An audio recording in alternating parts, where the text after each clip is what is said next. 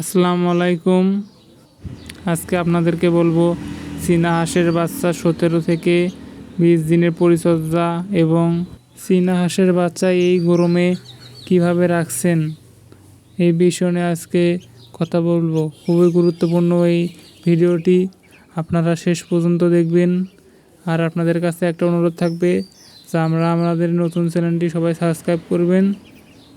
আর যারা সাবস্ক্রাইব করে আছেন তাদেরকে অসংখ্য ধন্যবাদ।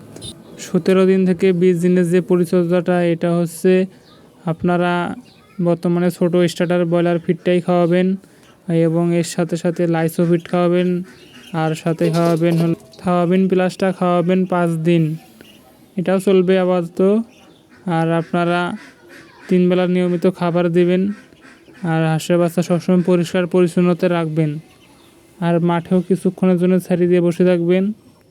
আর 30 দিন পার হলে তখন আপনারা বড় ফিড খাওয়াতে পারেন এবং ছেড়ে দিয়ে পালতে পারেন। এমনিতে মাঠে ঘাস ঘুষ আরও জঙ্গলপাতি খেতে পারে। আর আপনারা খাওয়াটা এদেরকে নিয়মিত দিবেন যাতে কোনো বাচ্চা ঘাটতি না থাকে, তাহলে কিন্তু ছোট বড় হবে, বুঝছেন। আপনারা সবসময় আদারটা দিয়ে থাকবেন, আদার পানি নিয়মিত দিবেন, পানিটা নিয়মিত পাল্টাবেন।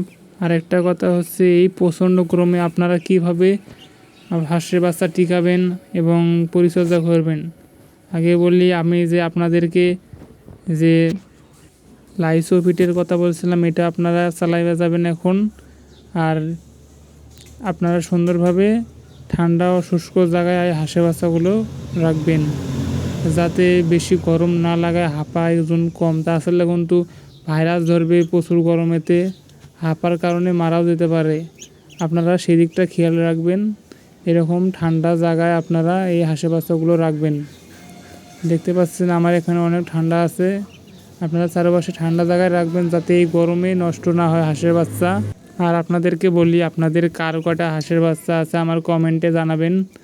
আপনাদের কত বড় হাঁসের বাচ্চা আছে আমাদের কমেন্টে জানাবেন, এবং কয়টা করে কে কে হাঁসের বাচ্চা পালেন। আমি জানি যে আমার এই ভিডিওগুলো যারা যারা দেখে তারা তো হাঁসের বাচ্চাই পালে। আর আপনারা হাঁসের বাচ্চা নতুন পেলে থাকে আমার চ্যানেলটি সবাই সাবস্ক্রাইব করবেন।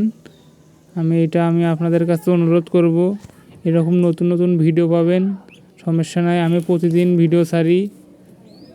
আর ছোট হাঁসের বাচ্চা হোক আর বড় হাঁসের বাচ্চা হোক বা দেশি হাঁস হোক মুরগি হোক, যে কোনো বিষয় নিয়ে আমি ভিডিও ছাড়ি, সমস্যা নাই। আমি আরও ভিডিও ছাড়বো। আপনারা যদি সাপোর্ট দেন এবং পাশে থাকেন তাহলে আমি প্রতিনিয়তই সাপোর্ট দেওয়ার কারণে আমি ভিডিও ছাড়বো। আর শেষে একটা কথা বলতেছি যে থায়োমিন প্লাসের কথা বললাম, এটি হলো বিশাল বিশাল রোগ থেকে, ভাইরাস থেকে, আক্রমণ থেকে রক্ষা করে। যেমন চুনা পায়খানা আর ঘাড় বেঁকা, তারপরে পা একদম চিকন হয়ে যাওয়া, এগুলো আর কি প্রতিরোধ করে। এই ওষুধটা অনেক ভালো আছে, এটা একদম ভালো, আপনারা চালিয়ে যাবেন।